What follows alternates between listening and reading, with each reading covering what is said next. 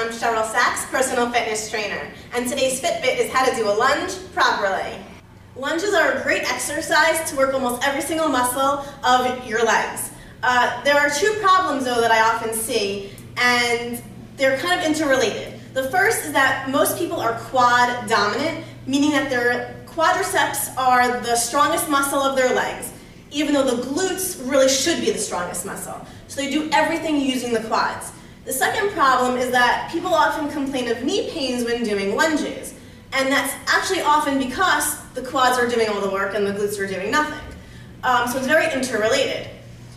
Oftentimes when I see lunges, it's often a lot of weight on your front leg. So when they're lunging, it's all leaning forwards. The front knee leaning forwards over the toes or over the middle of the foot.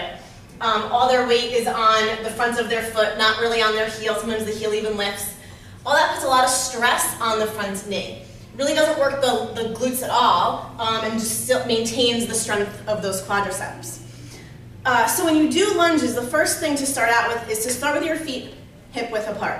You want to take then a step forwards or a step backwards. So if you're going to take a big step back, you're up nice and tall. If you take a big step forwards, doing front lunges, you want to make sure that you then send your weight backwards. So often when we take a step forwards, let's say in walking lunges, our weight stays forwards and we lean into that front leg.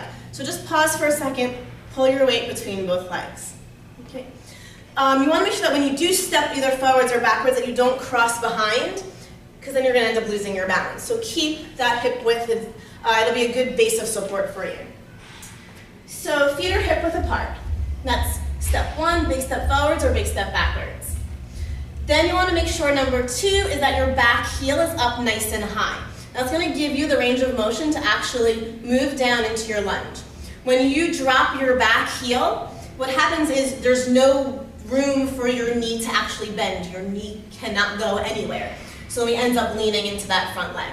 So with that back heel up nice and high, then you have room to drop down into your lunge. So step number three is then actually bending your back knee first. And that's very important. That's actually key to taking all the stress off of your front knee. So when you bend your back knee first, the front one will follow because it has nowhere else to go. So you end up with two 90-degree angles at the bottom. Step four for the way up is you're pushing your leg straight down into the floor. So think about pushing straight down. That's going to pop you up like an elevator. Okay? So you don't want to push your back knee backwards. You don't want to push your front knee out straight. Just push all of your weight straight down into the floor. As you come up, you want to make sure that you squeeze that back glute, and that will help you take all that weight off of the back quadriceps. All right, so let's refresh. Step one, feet are hip width apart. Step two would then be take a big step back or a big step forwards. Step three is back heel up nice and high. Then you're going to bend your back knee. Then your front one will follow as you lower straight down. You're pushing all of your weight straight down into the floor.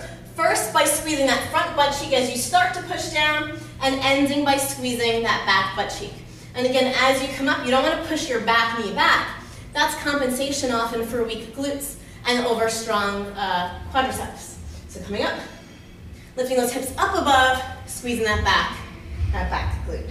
All right, so down and up, down and up. My knees never hyperextend. All the weight stays on my heel, my toes, and my glutes.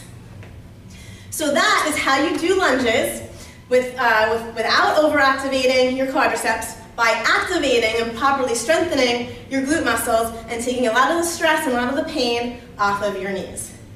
Be sure to like us on Facebook for more Fitbits and healthy tips.